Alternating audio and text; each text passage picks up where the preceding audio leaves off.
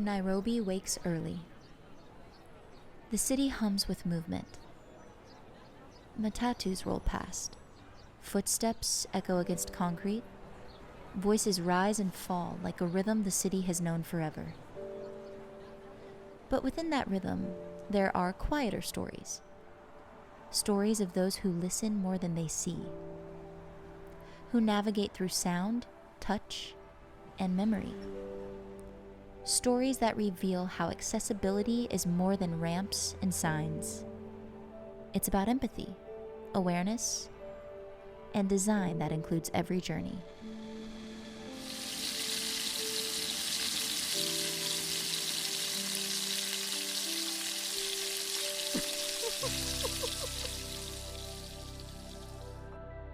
In the heart of Nairobi, a new story of access is being written. It's a story about technology, policy, and community, but mostly, it's a story about people. I'm Jacinta Wambua from Nairobi, Kenya. I am a daughter, I am a sister, I am a disability and mainstreaming advocate. I also am a special needs educator.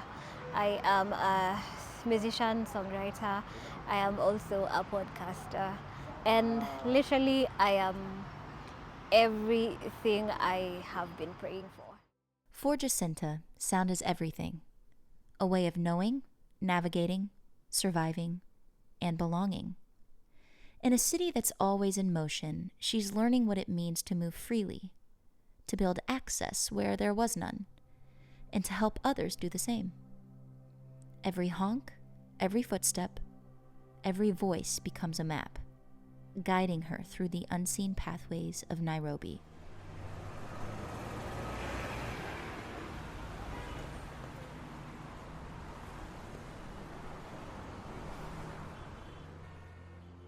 Today, we follow Jacinta and the growing movement for accessibility in Nairobi. What it means to cross a street when the lights don't work. What it means to listen for your onions when they're ready. And what it means to build a world that sees, even when you can't.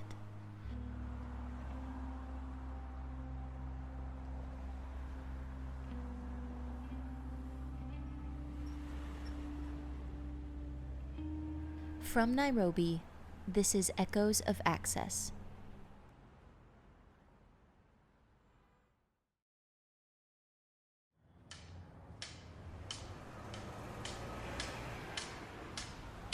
Nairobi is a city on the rise, modern in ambition, but often still struggling through growing pains.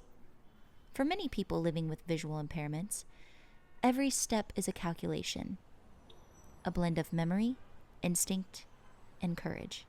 If you're in the city, I think what really makes sense in that aspect is there are cars, there are people, there are bikes.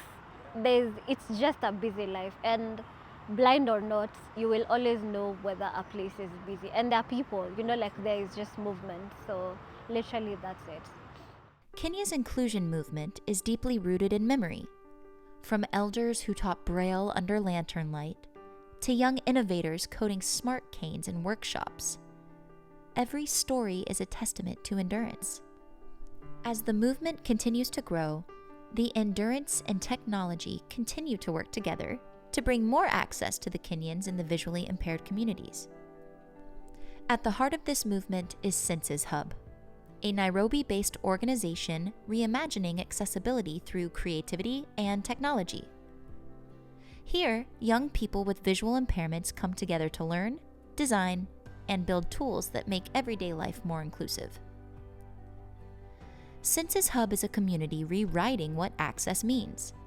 Through mentorship and hands-on workshops, Senses Hub empowers participants to explore coding, sound design, art, and assistive tech. And the community is growing, with new partnerships between Senses Hub, Assistive Technologies for Disabilities Trust, also known as AT4D, and local universities. Kenya is now advancing toward homegrown assistive tech manufacturing, ensuring both affordability and sustainability. In the heart of a country going through a technological revolution, Census Hub is ensuring that technology is aiding communities that need it most. Generational transitions define Kenya's accessibility story. Older advocates recall years when opportunities were limited to schools, like the Thika School for the Blind, where career paths were centered on music or tactile crafts. From these modest beginnings, they built the country's first network of trainers, educators, and mentors. Today, a younger generation builds on that legacy while redefining access, empowered by inclusive education policies, assisted technologies, and innovation spaces like Census Hub.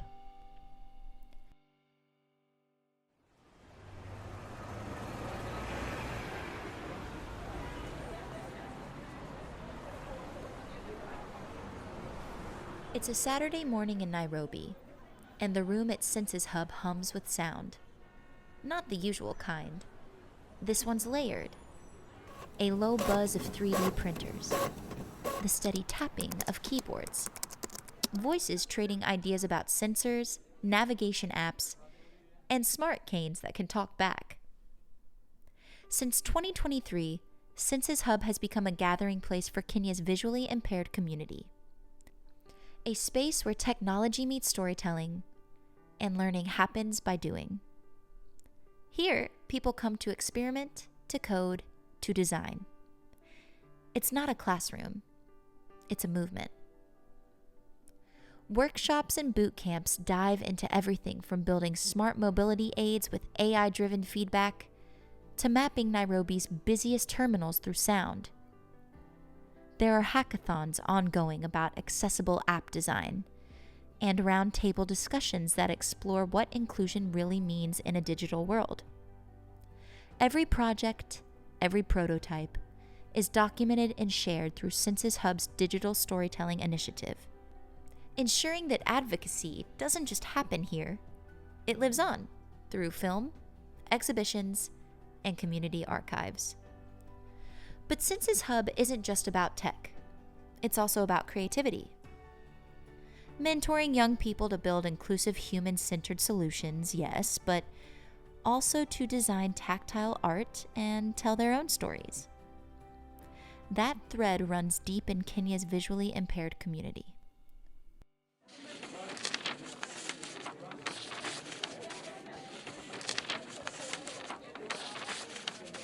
But progress doesn't erase the truth that, for many people with disabilities, support still feels out of reach.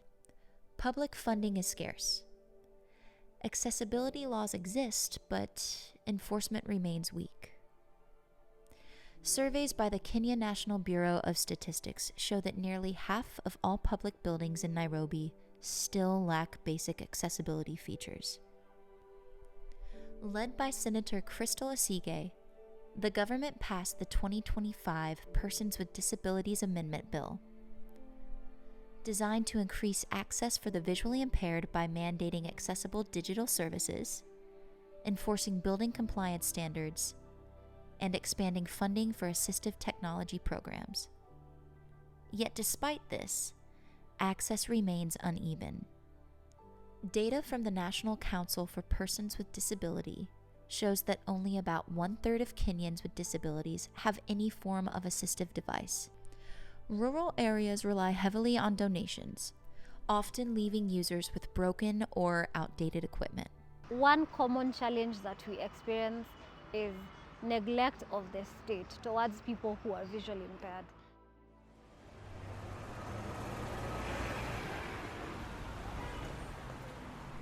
Now that you understand the history of accessibility reform in Kenya and the recent technological progress starting to increase equitable access, join Brian Gillo in conversation with Jacinta as she shares her lived experience as someone living with visual impairment in Nairobi and how she hopes it can continue improving. Through her voice, we've heard we'll hear what access really means and why inclusion always begins with listening. I'm Jacinta Wambua. Yeah? Yeah, from where? From Nairobi, Kenya. So, how's the moment you woke up, let's take today? Can you tell us more of just something small? My morning routine. Yeah. I don't even think it's that detailed, but what happens is I wake up, what do I do really? I wake up, I scroll, I plan my day, shower. Like what happened today is literally woke up, scrolled a little, showered, didn't have my breakfast, went to the hospital, and took a cab to the venue. So that's literally my morning routine.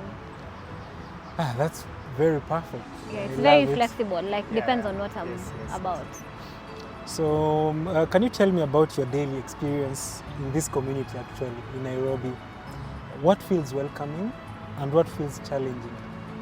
Like what are the aspects you feel like when you're trying to access Nairobi, it's a bit hard for you? And also what feels more encouraging? Being visually impaired is very hard, especially if you're not employed, because literally what that means is you have to spend money on your daily routine, because independence to any person in the visually impaired community means spending. So if you do not have money to spend, that means your mobility is limited. You cannot take an Uber to where you want to go. You cannot hire a guide that's like a disability guide, because most of these places are very busy. So, but we have a beautiful community. The moment you just build your community, it becomes easy. And Nairobi has that. The culture is very welcoming, but the only hard thing is how busy it is. Nairobi is so busy, buzzed and all those things. So you have to have money, constant money, and like, honestly. I get your point. Yeah. I get your point, because today actually coming to town, I almost took like 1 hour 30 minutes. You don't have to wake up also now. And I felt the ease, I felt the hardness of trying to navigate this city. And now vision that as a blind person, you know, you're just a regular person. So if it says hard, then visualize that for someone who's blind, and a woman, as if that's not enough. So it's So what are some sounds, voices, or moments that make you feel most connected to your surroundings?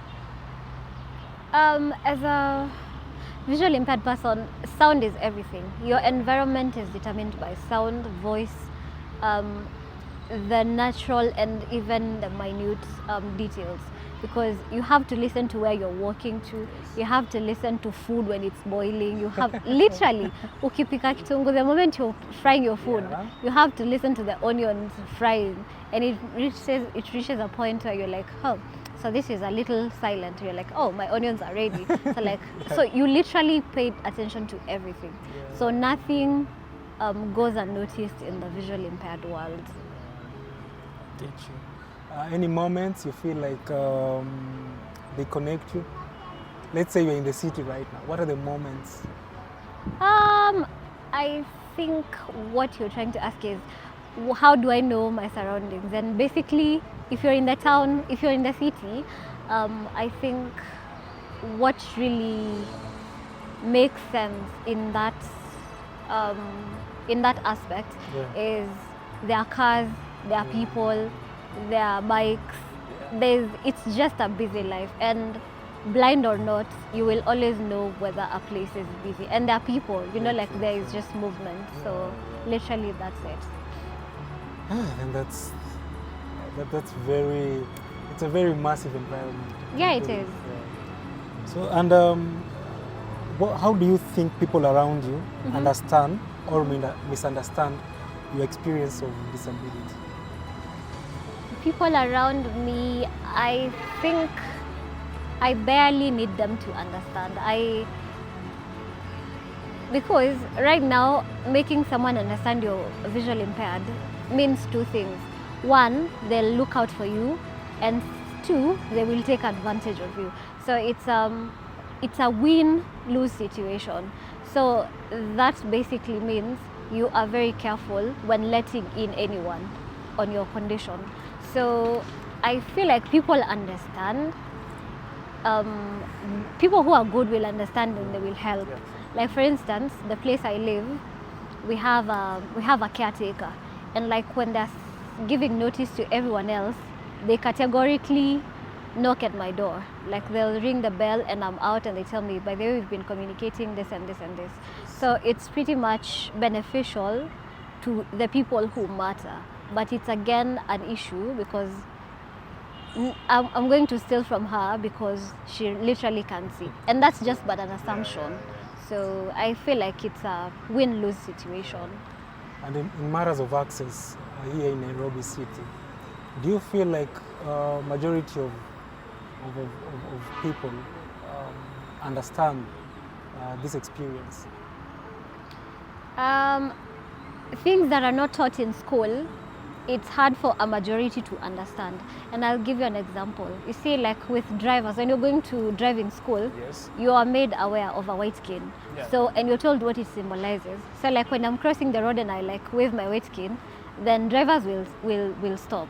But someone who has not been in school and doesn't know what a white cane represents, they'll just knock you off. Like they just, so it's if people are educated, it's about sensitization. If the community is sensitized, they will. So you cannot put a blame on people that are not in a condition that does not directly involve them.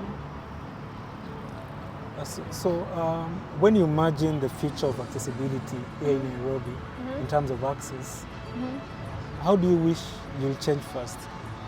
Or what do you wish will change first? The roads. And I have been fortunate enough to visit states that are very equipped when it comes to their accessibilities and roads. And the UK is one of them. The UK has measures, and they even have like accessibilities in their vehicles, even in their roads. So like the moment you're walking and you're using your white cane, the traffic lights, when they're on, the roads have they have like some raised like marbles, so it's very convenient for you to do it independently without needing a third party. But here we have a long way to go. Sometimes the lights do not even work, so like you have to depend on the cops. They wave, aya twende go we go. Like it's, I feel like we need to start from the basics. We sensitize we sensitize the people, and the easiest way to sensitization is introducing these things in class. People should get sensitized as early as they are kids. So like when someone meets a blind person, they won't start getting weirded out. So sensitization first. After we've sensitized, then we can think about any other implementation. Sorry. I really agree on that part of sensitization. It will really make a global or a community change actually. True.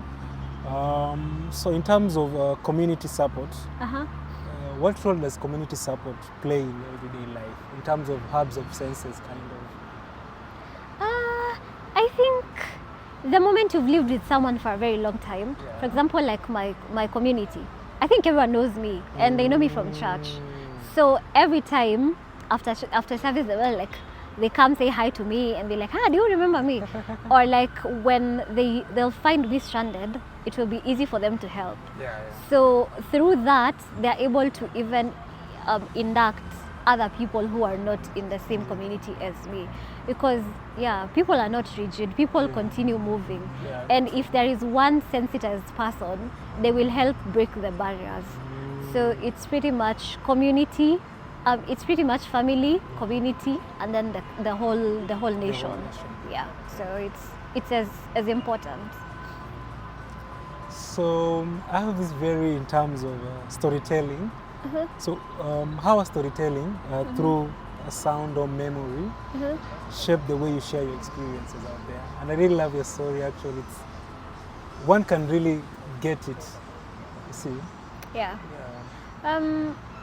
Storytelling is, I think people connect through emotions, and what a better way to bring that out than just doing story times.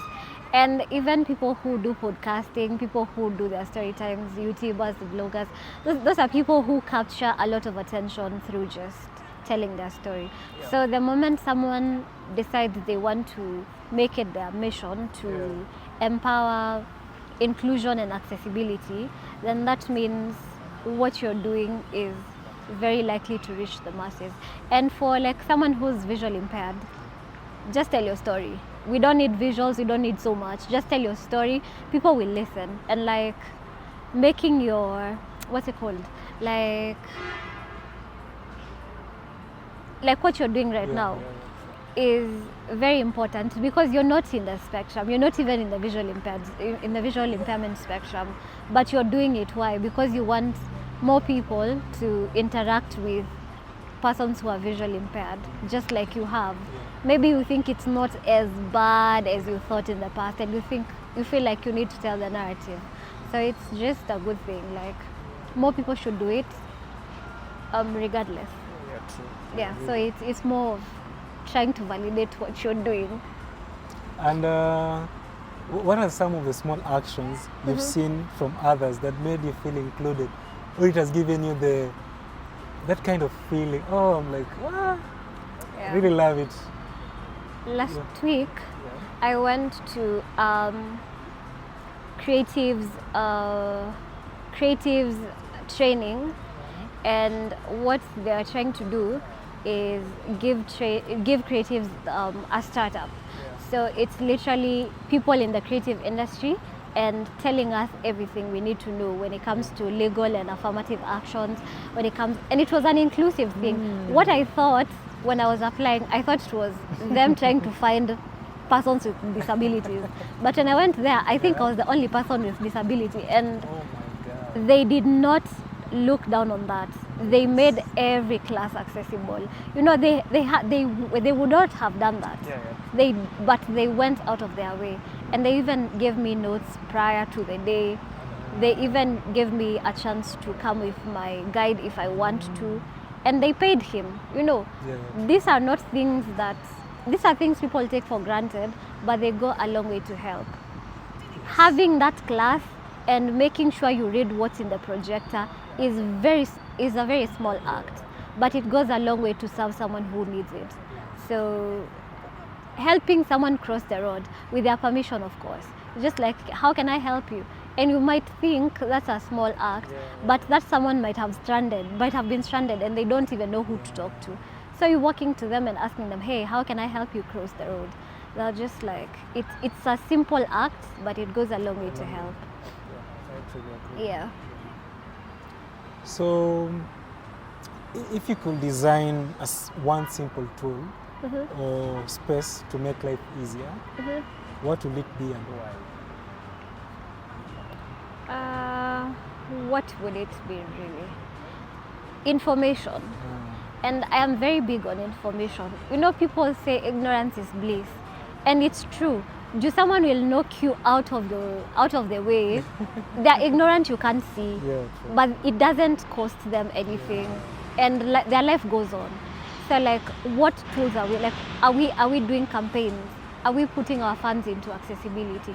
Are we really looking out for those people? You know, like, being visually impaired is being like a triangular peg in a round hole. You will never fit in. So every day you're waking up and you're like, oh my God, another day for the world to remind me I'm visually impaired. And it's not as easy. And life has to go on, you know. Like every day life goes on, regardless of your disability. So I feel like what I would do is devise a tool that releases data out there. In schools, in workplaces, professors know so much, but they're not even enlightened on accessibilities. Doctors, the same. And this is not their fault. They've not interacted with people who are visually impaired. So how can we make that a state problem? By information. Information is everything. So whatever tools that could be, just make it dispense information. I truly sideline with you. Actual information is everything. You're born, the first thing when you're born, like it's the sound of the cry. True. So What do you want people outside the community to know or feel when they listen to your story? I do not want people to have a feeling to my story. I want people to practice empathy. And as much as they would feel, the one thing I don't want people to feel is pity. And I don't want people to sympathize with my story. Because personally, I'm a complete human.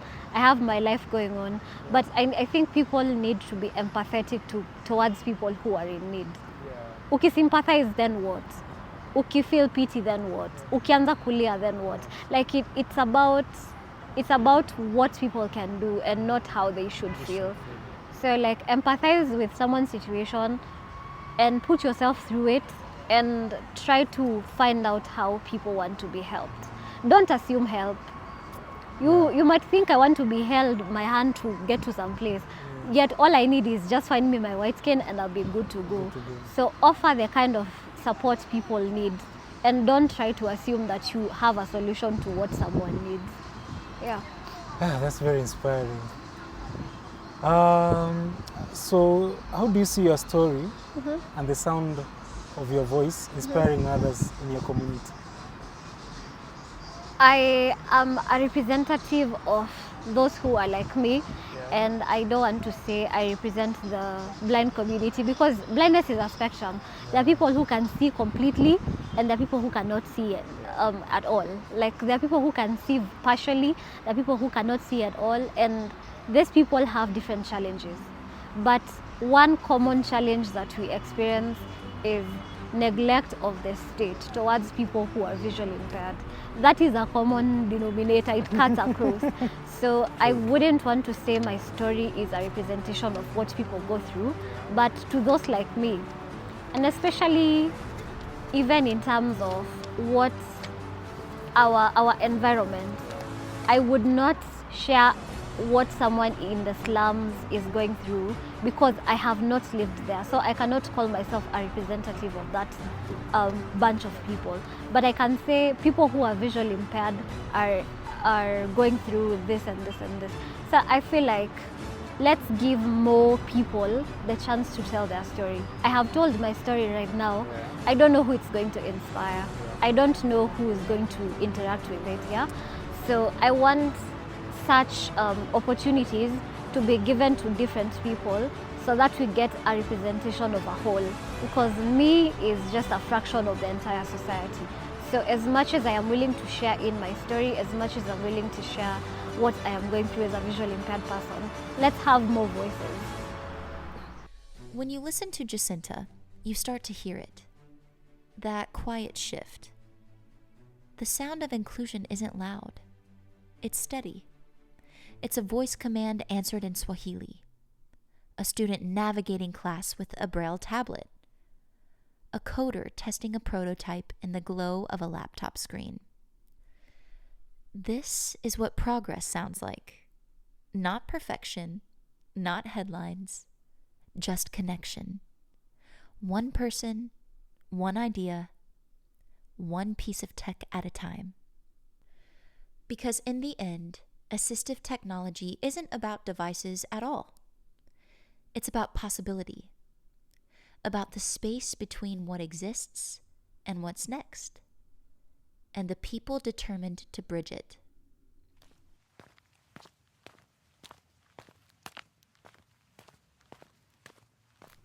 From mission schools to innovation hubs, Kenya's inclusion story is still being written. And maybe that's the most powerful thing, because every voice, every invention, every act of access adds another line.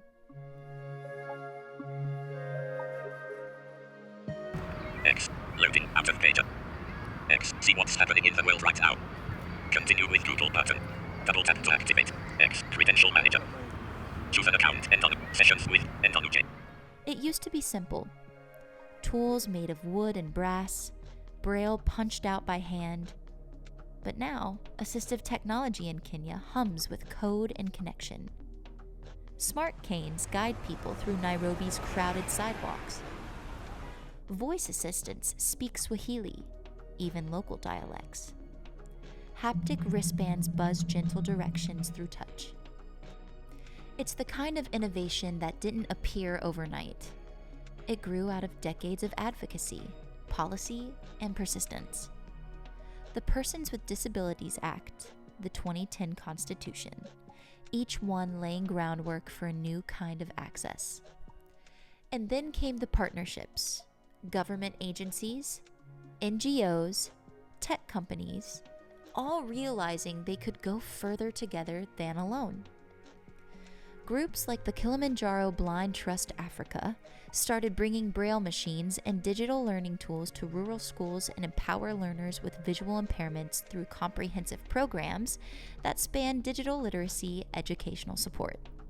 AT4D began mentoring young developers to design assistive tech that actually fit Kenyan lives.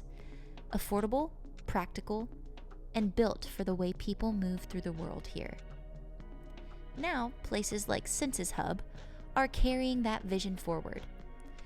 But here, something's different. The innovation isn't in the device, it's in the people. Engineers work beside artists, students beside mentors.